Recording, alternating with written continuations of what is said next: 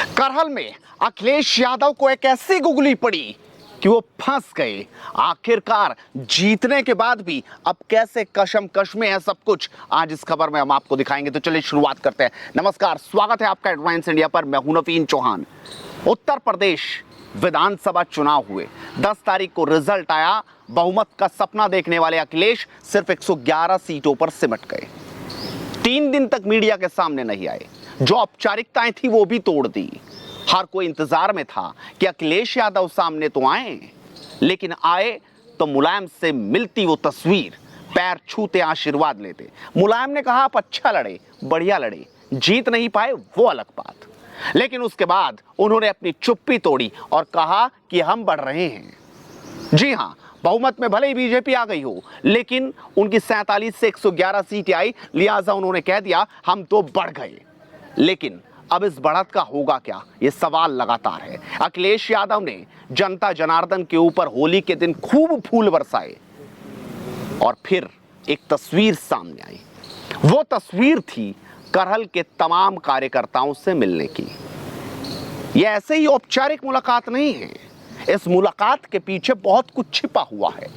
दरअसल विधानसभा चुनाव अखिलेश यादव ने करहल से लड़ा, खूब हो हल्ला हुआ। बीजेपी ने एसपी सिंह बघेल को उतार दिया, कैबिनेट मंत्री को उनके सामने खड़ा कर दिया। लड़ाई खूब हुई। उम्मीद थी अखिलेश लाखों लाख वोट से लड़ेंगे, लेकिन चुनाव फंसता नजर आया।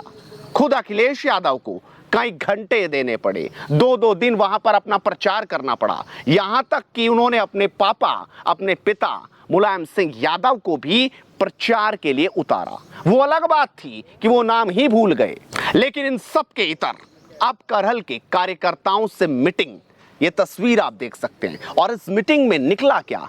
दरअसल इस मीटिंग में बातचीत हुई कि करहल में किया क्या जाए। क्या विधानसभा सीट को अपने पास रखा जाए, या फिर लोकसभा को छोड़ दिया जाए, या फिर सांसद बनकर ही रहा जाए? ये सवाल लगातार थे। एक तरफ विधायक अखिलेश, एक तरफ सांसद अखिलेश, और अब इसी के इर्द गिर्द सब कुछ घूमता नजर आ रहा है। अब हर कोई ये सोच रहा है कि अखिलेश यादव सांसद रहेंगे या विधायक बनकर जनता के बीच, क्योंकि प्रदेश में ही तो राजनीति करनी है।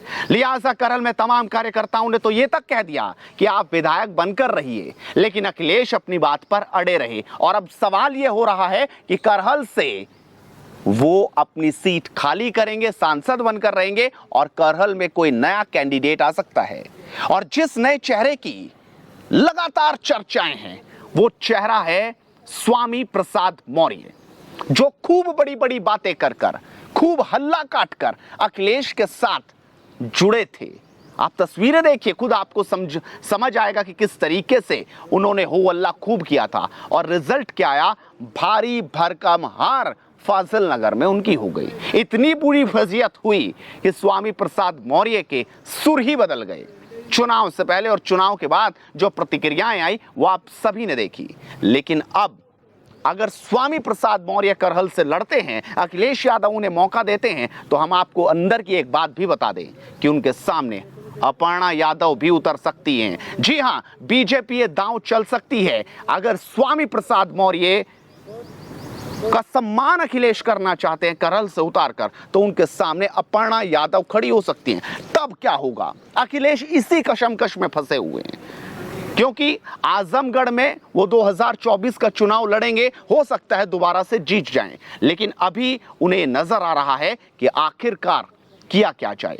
और ऐसे में अगर अपर्णा यादव स्वामी प्रसाद मौर्य के सामने खड़ी होती है और फिर से स्वामी प्रसाद मौर्य हारते हैं, तो इस बार करहल में स्वामी प्रसाद मौर्य की हार नहीं होगी, बल्कि हार होगी अखिलेश यादव की। और इसी पर मंथन लगातार चल रहा है कि आखिर किस चेहरे को वहां से दोबारा उतारा जाए।